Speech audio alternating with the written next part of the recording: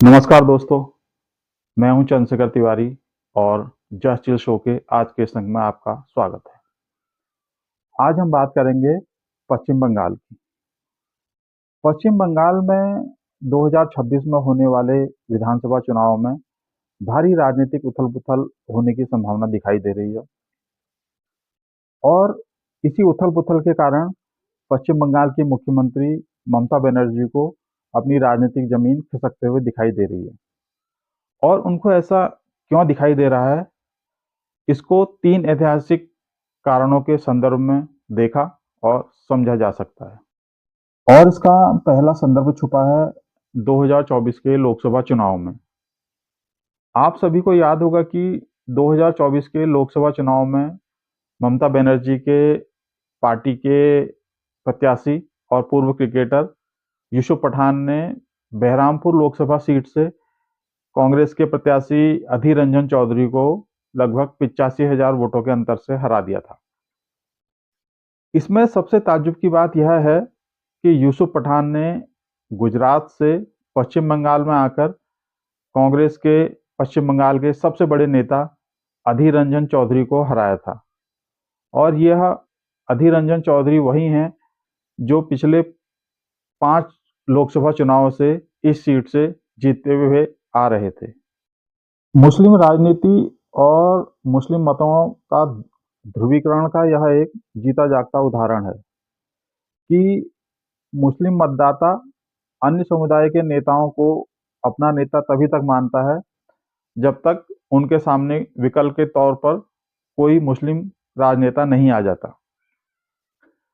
5 बार के निर्वाचित अधीर रंजन चौधरी जैसे परिपक्व राजनेता के ऊपर राजनीति में पहली बार उतरे और गैर अनुभवी यूसुफ पठान को 85,000 से अधिक वोटों से जिताकर मुस्लिम मतदाताओं ने इस धारणा को एक बार फिर से मजबूत कर दिया है।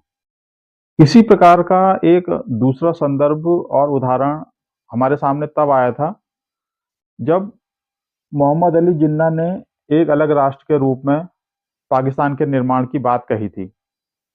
जिन्ना द्वारा पाकिस्तान के निर्माण की बात करने से पहले देश के सभी मुस्लिम मतदाता महात्मा गांधी और जवाहरलाल नेहरू को ही अपना सबसे बड़ा और सर्वमान्य नेता मानते थे। लेकिन 23 मार्च 1940 को जिन्ना की पार्टी मुस्लिम लीग के लाहौर अधिवेशन में एक अलग राष्ट्र के रूप में पाकिस्तान के निर्माण का प्रस्ताव पास हुआ और इसके बाद जिन्ना निर्विवाद रूप से मुस्लिमों के एकमात्र सर्वोच्च नेता के रूप में स्थापित हो गए और पूरे देश का मुस्लिम समाज जिन्ना के पीछे खड़ा हो गया, जिसके परिणाम स्वरूप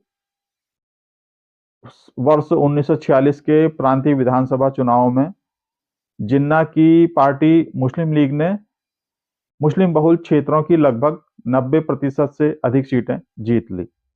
ठीक इसी प्रकार का एक तीसरा संदर्भ की स्थिति आजकल पश्चिम बंगाल में फिर से बनती हुई दिखाई दे रही है। ममता बनर्जी की पार्टी का एक नेता, जिसे ममता बनर्जी खुद पार्टी से सस्पेंड कर चुकी है, वही मुस्लिम नेता आज ममता बनर्जी के लिए सबसे बड़ा सिरदर्द और चिंता का कारण बनता जा रहा है। दरअसल ममता बनर्जी की पार्टी के नेता हुमायूं कबीर ने मुर्शिदाबाद में बाबरी मस्जिद के निर्माण की घोषणा की और जिसके बाद देश से लगभग 2 लाख से अधिक मुसलमानों ने मुर्शिदाबाद पहुंचकर हुमायूं कबीर को अपना समर्थन देकर फिर से इस धारणा को सही साबित कर दिया कि कोई भी नया मुस्लिम नेता उभरते ही मुस्लिम समाज अन्य नेताओं को छोड़कर मुस्लिम नेता के पीछे खड़ा हो जाता है। और यही बात ममता बनर्जी की नींद उड़ा रही है कि कहीं उनकी पार्टी का यह परंपरागत मुस्लिम वोट बैंक खिसक कर कहीं हुमायूं कबीर के पीछे ना खड़ा हो जाए या हुमायूं कबीर के पक्ष में गोलबंद ना हो जाए।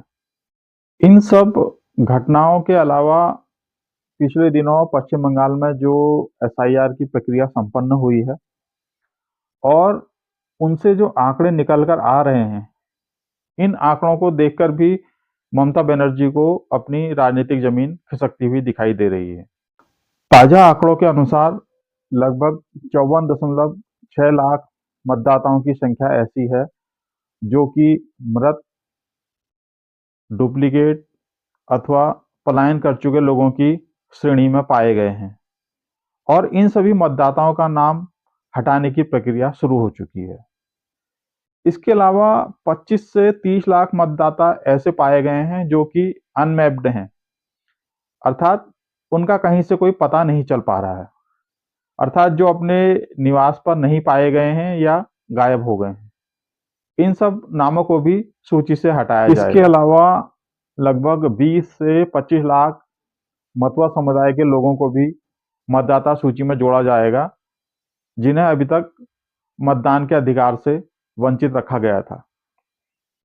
और यह माना जाता है कि मतवा समुदाय पूर्ण रूप से भाजपा का समर्थक समुदाय है और इस तरह से कुल मिलाकर देखा जाए तो लगभग 1 करोड़ वोटरों का झटका ममता दीदी को लगने जा रहा है और यह सब देखकर ही ममता दीदी को यह कहावत याद आ रही है कि बड़ी कठिन है डगर पनघट की। आज के अंक में बस इतना ही। फिर मिलते हैं किसी नए मुद्दे पर अपनी राय रखने के लिए। अगर आपको हमारा यह प्रयास पसंद आ रहा है तो इस चैनल को लाइक, सब्सक्राइब एवं शेयर अवश्य कीजिए और जब तक हम आपके सामने फिर हाजिर हों किसी नए मुद्दे पर अपनी राय रखने के लिए, तब तक आप लोग भी कीजिए जस्ट चिल। धन्यवाद।